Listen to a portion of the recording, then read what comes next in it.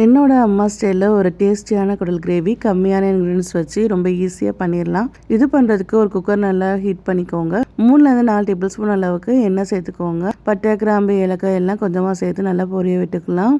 2 medium size பல்லாரியை பொடிசா சாப் பண்ணி சேர்த்து அதையும் நல்லா பொன்னிறமாகிற வரைக்கும் நல்லா வதக்கி விட்டுக்கலாம். பல்லாரி நல்லா பொன்னிறமாக வதங்கினதுக்கப்புறம் ஒரு டேபிள் ஸ்பூன் அளவுக்கு இஞ்சி பூண்டு பேஸ்ட், ஒரு டேபிள் ஸ்பூன் அளவுக்கு தயிர் சேர்த்து நல்லா லோ ஃப்ளேம்லேயே வச்சு அதோட பச்சை வாடை மறைகிற வரைக்கும் நல்லா அதை நம்ம வதக்கி விட்டுக்கலாம். இப்போ க்ளீன் பண்ணி வச்சுருந்த குடல் எல்லாத்தையும் நம்ம இதில் சேர்த்து நல்லா நம்ம மிக்ஸ் பண்ணி விட்டுக்கலாம். இதுக்கு தேவையான மசாலா எல்லாம் இப்போ நம்ம சேர்த்துக்கலாம்.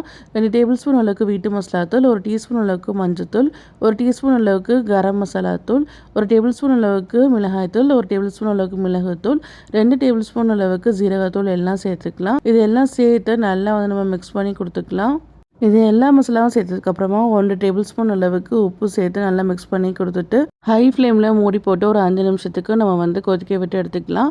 இதில் கொஞ்சம் அரைச்ச தேங்காய் சேர்த்து நல்லா மிக்ஸ் பண்ணி கொடுத்துட்டு மூடி போட்டு ஒரு 10 விசில் விட்டு எடுத்திங்கன்னா நல்லா குடல் நல்லா வெந்து வந்துடும். இப்போ மறுபடியும் நம்ம ஓப்பன் பண்ணி நம்ம எந்த அளவுக்கு குடல் கிரேவி நம்ம வேணுமோ அந்த அளவுக்கு நம்ம கொஞ்சம் வச்சு எடுத்துக்கலாம். இவ்வளோதான் என்னோட அம்மா ஸ்டைல் குடல் கிரேவி ரெடி. கண்டிப்பாக இந்த ரெசிபியை ட்ரை பண்ணி பாருங்கள்.